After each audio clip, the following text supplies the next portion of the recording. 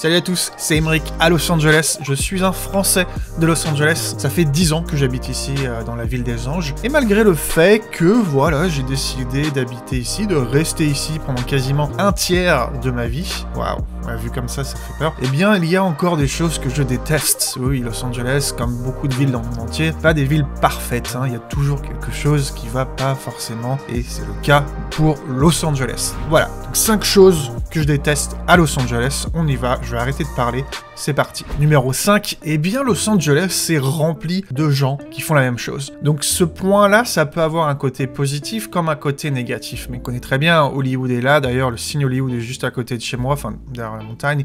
Les studios Warner sont à côté, j'ai Disney qui est pas très loin, Nickelodeon qui est pas très loin, Cartoon Network, DreamWorks qui est de l'autre côté à Burbank, les studios Universal également. Voilà, c'est rempli de personnes qui travaillent dans l'industrie du cinéma, et pas que, dans le milieu plus artistique, il y a beaucoup de photographes, il y a beaucoup de modèles, il y a beaucoup de monteurs vidéo, il y a beaucoup de gens qui travaillent dans le milieu artistique, moi inclus. Et malgré le fait que ça peut avoir un côté positif, par exemple, si vous êtes un employeur et que vous cherchez quelqu'un, vous n'aurez pas de mal à trouver quelqu'un, ou alors si vous voulez travailler avec des gens qui font la même chose que vous, ou qui vont compléter un petit peu votre équipe, c'est facile de trouver du monde, ça c'est sûr. Mais si vous êtes une de ces personnes qui cherchent un travail, comme je l'ai fait pendant des années, eh bien c'est très difficile de trouver un emploi dans votre domaine si vous êtes dans un milieu artistique, tout simplement. Eh bien parce que tout le monde fait la même chose au final. Donc quand je cherchais du travail, c'était en 2015, quand j'avais décidé de quitter la boîte qui m'avait embauché en tant que stagiaire, il y avait beaucoup d'offres d'emploi en tant que monteur vidéo sur LinkedIn, Monster, Indeed,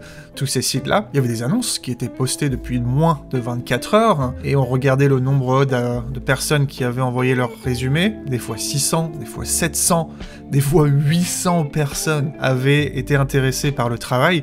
Donc même si vous êtes bon dans votre domaine, c'est très difficile de trouver un emploi, comme tout le monde fait la même chose. Donc comment les gens s'en sortent? Eh bien il y a beaucoup de monde qui font plein de petits travails au final, qui font plein de gigs comme on appelle. Il y a beaucoup d'acteurs qui vont faire d'autres jobs également, comme serveurs et serveuses, c'est très connu, que les gens viennent ici pour être acteurs ou actrices et terminent à travailler dans des restaurants et des bars, tout en essayant d'avoir des rôles et des castings à côté. Pour moi, j'ai décidé de prendre une autre direction, c'était de faire du freelance. Et c'est vrai qu'en 2015, quand j'ai eu pas mal de refus d'emploi, ou tout simplement pas de réponse de la part de ces compagnies, de ces boîtes-là, j'ai décidé de repartir sur ce que je savais faire, c'est-à-dire mes timelapses. Je me faisais déjà un peu d'argent, et c'est comme ça que j'ai commencé un peu dans le freelance. Et toutes ces dernières années-là, je me suis battu à fond pour pouvoir, être en freelance. Et c'est très difficile d'être son propre boss, parce que déjà, les revenus sont très aléatoires, ça peut être différent chaque mois, on n'a pas forcément de vacances qu'on peut prendre, il y a des plus et des moins à être freelance comparé à un employé, et forcément, quand on est un de ces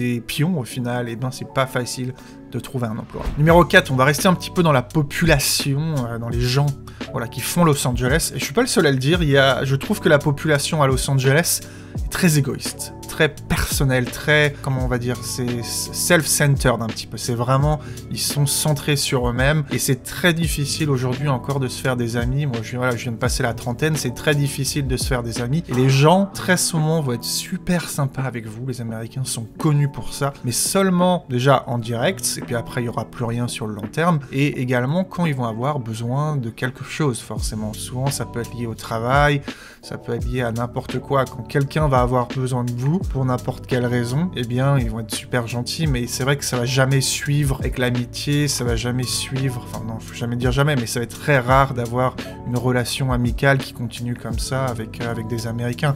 Et je sais pas si c'est parce que moi, je suis arrivé ici quand j'avais déjà 20 ans, c'est difficile de se faire des amis plus on est vieux. Le problème aussi avec Los Angeles, c'est que c'est très très étalé comme ville, donc c'est vrai que c'est difficile, quelqu'un qui peut être dans la même ville, Los Angeles, mais à 45 minutes, 1 heure de route, donc c'est vrai que c'est plus difficile de se faire des amis quand c'est moins facile d'aller les voir et de sortir self-centered, c'est vraiment le mot qu'on pourrait utiliser. Et aujourd'hui, j'ai vu passer des dizaines de personnes autour de moi ces 10 dernières années, et les gens que je peux vraiment appeler amis, j'en ai vraiment moins que 5. Donc c'est un peu difficile, et je trouve ça dommage pour une ville où justement il y a beaucoup de créatifs et de populations jeunes, mais qui restent assez assez égoïste. Numéro 3, voilà, ce point numéro 3, il va faire un petit peu le débat dans les commentaires. Ça dépend qui vous êtes, ça dépend où vous habitez, mais j'en ai marre de la météo trop parfaite. Et encore non, pour moi, c'est même pas une météo trop parfaite. Quand il y a du soleil tout le temps, quand il fait sec tout le temps, quand il n'y a pas de pluie pendant 6 mois, je trouve ça ennuyeux. Trop de soleil, c'est chiant. J'en ai marre de la chaleur.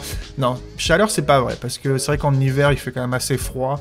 On a eu quand même un hiver assez frais cette année, en 2022-2023. Mais ça peut descendre à 2-3 degrés la nuit et pas plus de 15 en journée. Donc voilà, pour un hiver, c'est quand même assez chaud. Pour Los Angeles, ça reste assez frais.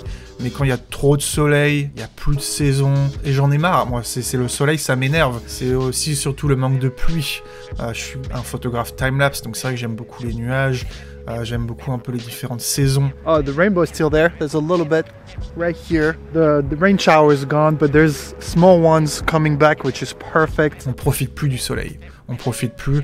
Moi, quand je faisais mes visites guidées, d'ailleurs, l'année dernière, j'en avais marre du soleil. Ça m'énervait, j'essayais toujours de me mettre à l'ombre. C'est pas agréable, au bout d'un moment, quand t'as toujours la même météo. Trop de n'importe quoi, eh ben, on s'en lasse au bout d'un moment. Forcément, si j'avais trop de pluie, j'en aurais marre de la pluie. 100% sûr. Mais là, c'est trop de soleil et j'en ai marre du soleil. Ça me manque, en fait, les 4 saisons.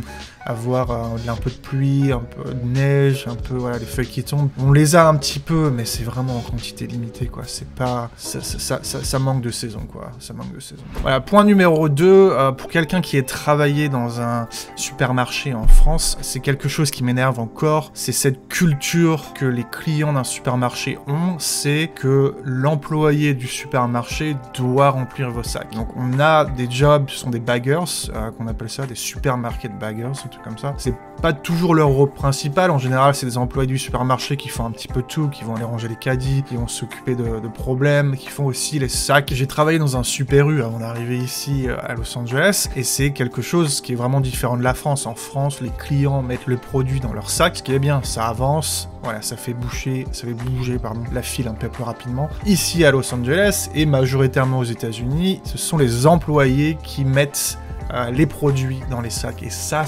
m'énerve par-dessus tout. Quand il n'y a pas grand nombre, ça va, mais très souvent, il y a des fois un peu d'attente, et voilà, je vois le caissier qui passe les articles, et puis t'as le client qui regarde comme ça, qui fait rien, il dit mais pourquoi tu prends pas un sac, tu mets les produits dans le putain de sac, et on avance. Là non, le caissier en général, ils aiment bien passer tous les articles. Une fois qu'ils ont terminé de passer tous les articles, qu'est-ce qu'ils font? Ils prennent un sac, ils les mettent dans les sacs, et voilà, ça prend 2 fois plus de temps que ça pourrait prendre, et c'est très chiant pour tous les gens qui sont derrière. Voilà, quand il y a un bagger, c'est bien, ça aide, parce que le caissier, il passe, le bagger, il met dans les sacs, là, ça va vite, et c'est bien. Mais les baggers, ils sont pas tout le temps là. Des fois, ils peuvent être ailleurs, forcément, des fois, il y en a pas, ou ils font autre chose. Donc, dans ce cas-là, c'est vrai que c'est très chiant, et ça me met en colère quand t'as des clients qui regardent et qui font rien, quoi. Fais quelque chose, mets dans le sac, fais avancer, il y a du monde derrière, ça me met les nerfs, ça me met un peu les nerfs. En tant que Français, je le fais assez souvent, justement, quand il y a du monde, que je vois le caissier qui il met pas directement dans le sac. Moi, je prends mon sac, je commence à mettre. Ils ont l'habitude, maintenant, ils voient. Parce que c'est dans la culture, c'est les employés qui sont censés le faire. On est un client, les employés sont là pour nous servir. Mais c'est vrai que c'est quelque chose où j'ai quand même beaucoup de mal, même après 10 ans. Et enfin, le dernier point, le point numéro 1, peut-être que vous le savez, le trafic. Ah, j'en ai marre du trafic. Voilà, Los Angeles, c'est une ville qui est construite autour de la voiture. Dans les années 40-50, on a commencé à avoir toutes ces freeways. C'est un peu triste parce qu'au final, dans les années 20-30, Los Angeles était quand même une des villes avec le plus de tramways au monde. Et oui, on pouvait aller où on voulait avec un tramway à Los Angeles, mais avec l'arrivée des voitures, enfin les constructeurs automobiles, les constructeurs de pneus ont un peu mis la pression sur la population et les villes. Et c'est vrai qu'aujourd'hui, chacun a sa voiture, chacun veut son propre véhicule. Et comme c'est tellement étalé à Los Angeles, on n'a pas le choix d'avoir un véhicule. On a quelques transports en commun, on a des bus, on a un petit service de métro, mais c'est pas assez. Et puis ça dépend également d'où vous habitez, vous pouvez pas forcément avoir accès à ces transports en commun. Pour ça que voilà, une grande majorité de la population a un véhicule. Forcément, ça veut dire que les routes sont engorgées, qu'il y a de la congestion, il y a du trafic de 6h du matin à 20h le soir. En soirée, pendant la nuit, voilà, ça ralentit un peu, c'est un peu mieux, mais quand même, il y a toujours beaucoup de voitures. Pour vous donner une petite idée, j'habite ici, voilà, à Burbank, et pour aller à Santa Monica, qui est également 35 km, voilà, c'est 35 km, ça prend 30 minutes sans trafic. Eh bien, de temps en temps, avec un peu de trafic, ça peut me prendre jusqu'à 1h25. À partir du moment où je rentre sur la freeway jusqu'à quasiment là où je sors, il va y avoir du trafic. Ça va être rouge partout sur la carte. Et ça, le matin, à 7h, quand ça te prend 1h30 juste pour faire 30 km, ça met dans une rage pas possible. Et c'est vrai que Los Angeles et sa région, ça manque de lieux pour les piétons. Tout ce qui est bord de plage est mieux pour les piétons, mais même downtown LA, non, c'est pas ça, quoi. Ils arrivent pas, les Américains et les Angelinos, à se détacher de cette culture de la voiture, et je trouve ça vraiment dommage, ça me manque, quoi. Là, je reviens de New York, je vais passer une semaine à New York, et en 5 jours, on a marché quasiment 60 km. À New York, on peut tout faire à pied ou en transport en commun, c'est même plus rapide que la voiture dans certains cas, et c'est vrai que c'est ce qui me manque, c'est qu'à Los Angeles, on a besoin d'une voiture pour aller quasiment n'importe où, quoi. Donc voilà, c'était vraiment les 5 points de ce que je déteste de la vie de Los Angeles, hein. Forcément, si je suis encore là après 10 ans, c'est que j'ai plus de choses que j'aime à Los Angeles que je déteste. Aucune ville n'est parfaite. Et c'est pour ça que dans la prochaine vidéo, je vais vous parler de 5 points que j'adore à Los Angeles et qui est pas forcément dans d'autres villes américaines ou dans le monde. Donc c'est pour ça que je vais partager ça avec vous dans la prochaine vidéo. N'oubliez pas de vous abonner à ma chaîne si vous voulez découvrir Los Angeles et sa région avec un Français expatrié. Merci d'avoir regardé jusqu'au bout et je vous vois dans la prochaine vidéo. À bientôt.